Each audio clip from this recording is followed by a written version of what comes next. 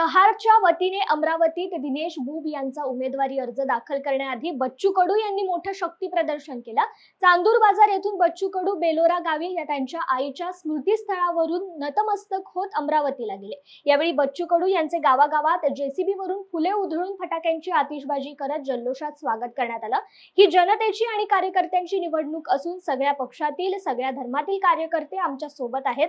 2 कोटीच्या गाडीत फिरायचं आणि 17 रुपयाची साडी वाटायचं असं सांगत बच्चू कडू यांनी साडीच्या मुद्द्यावरून पुन्हा नवनीत राणांवर टीका केली आहे। आणि ही कार्यकर्त्याची निवडणूक आहे।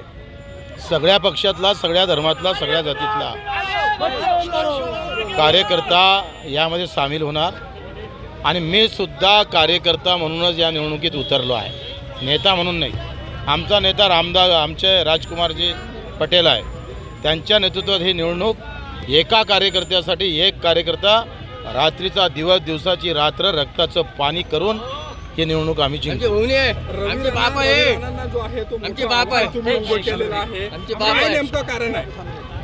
रवी राणांना मोठं आव्हान तुम्ही उभं केलेलं आहे, काय नेमकं कारण? अनेक कारण आहे। संविधान पायात दडी तुडवण्याचा प्रयत्न आहे। 15 दिवस अगोदर, 20 दिवस अगोदर निवडणुकीच्या तोंडावर 17 रुपयाची साडी वाटते।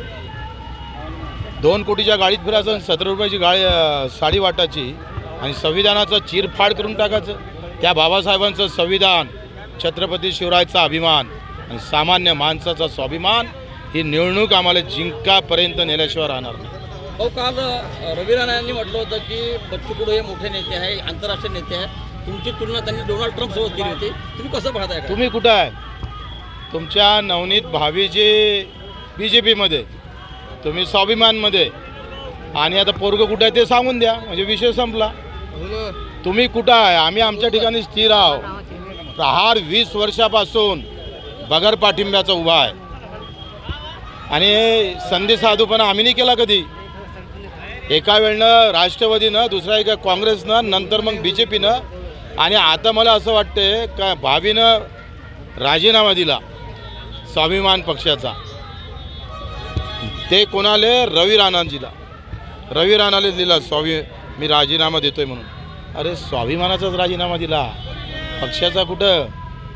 आणि मग अशा अवस्थेमध्ये नाव स्वाभिमान ठेवायचं आणि गुलाबी मात्र पाहिजे तशी तेव्हा तेव्हा पक्षाची करायची, ते बच्चू कडूला कधी जमलं नाही। नवनीत राणांवर का ही वेळ आली असावी, त्यांना स्वाभिमान पक्षाचा राजीनामा द्यावा लागला? मला असं वाटतं ते त्यांना विचारलं पाहिजे, वो उनकी बात है, मेरी थोडी है।